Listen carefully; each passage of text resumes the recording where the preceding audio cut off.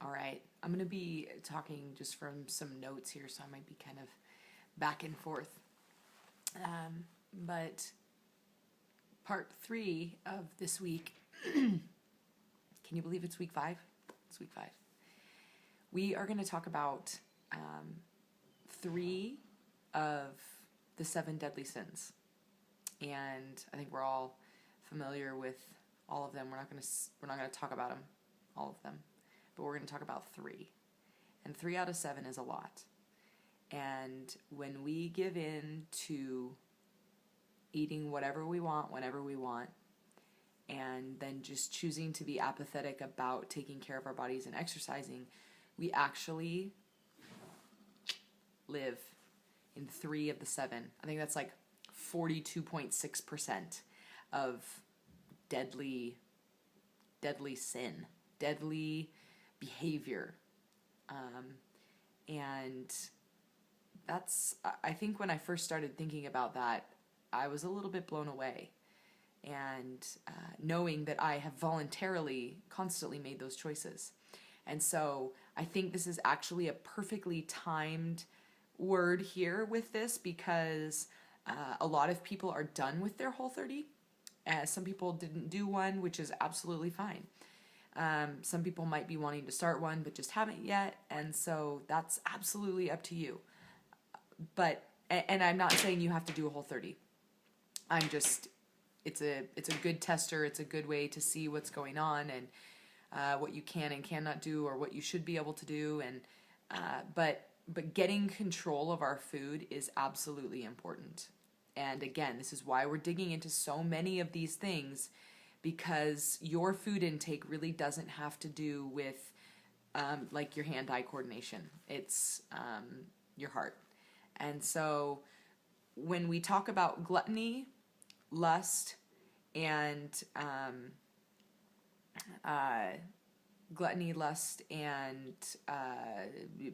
sloth, okay, let me just give you a definition of each of these. So lust is, and these can end up in many other areas of our lives, but lust is an intense desire,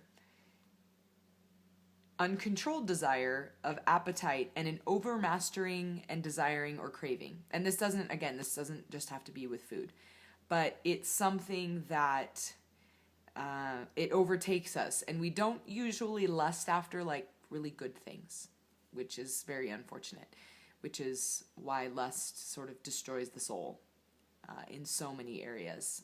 But today we're just talking about food. And so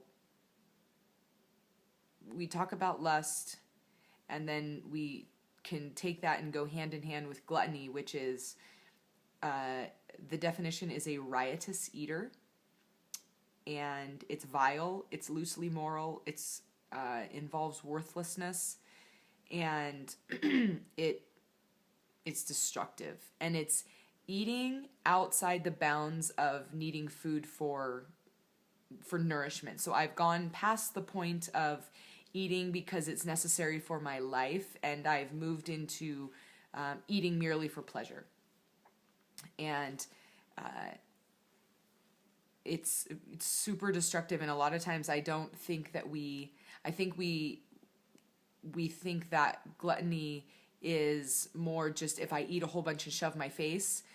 But I want you guys to watch. I posted it at the very beginning of the project, and it's out of a book called The Screwtape Letters by C.S. Lewis. And I'm going to post that again in this, so I really want you to watch that, because it doesn't necessarily mean just giving into delicacies and eating a whole lot at one sitting. It can look different as well. And then we have the deadly sin of sloth, which is avoiding exertion, habitual disinclination for exertion, laziness, inactivity, and just relatively benign. And so, sure, working out sometimes isn't fun, but there's something that happens when you do exert yourself, and when you do hard work, and when you don't do things that are just easy and comfortable. And it's super easy to go for a 30-minute walk and just walk, but exertion takes effort, and it takes hard work, and it takes sweat, and it takes strength. It takes us deciding to do that. And so when we function in all three of those, we can literally be functioning in gluttony, sloth, and lust when we just overeat and we don't exercise, when we just don't take the time to take care of ourselves. And again, I might be beating a dead horse, but when we look at these from the view of, wow, I really am killing myself, or I really am not taking care of my body, and my inactivity and my simple indulgences on a regular basis are really actually destructive, not only to my body, but to my heart and to my mind. And so we have to go back and address these things so that we no longer lust after food, but we begin to crave the proper things in life. And our cravings for food are not filling voids that we're ultimately trying to fill with that. And we become inspired and motivated to do life and to exert ourselves and to exercise and to do things that are challenging. Because the tendency is, if I'm probably not working out, I'm probably not doing a lot of other really challenging things in life. But as we begin to exercise and eat well, we're inspired to do more. We're inspired to do greater things in our lives that we don't even know that we haven't been doing. And so just rising up, not giving in to the cravings of the flesh, and realizing, why do I want this? And why do I not want to do this? What is scary? What do I believe about myself? What do I believe about my capabilities? What is the hole that I'm trying to fill with the food that I think that I constantly want? Or what is the weight that I'm trying to get to? Because once I get to that weight, then what? And so we're talking about living here.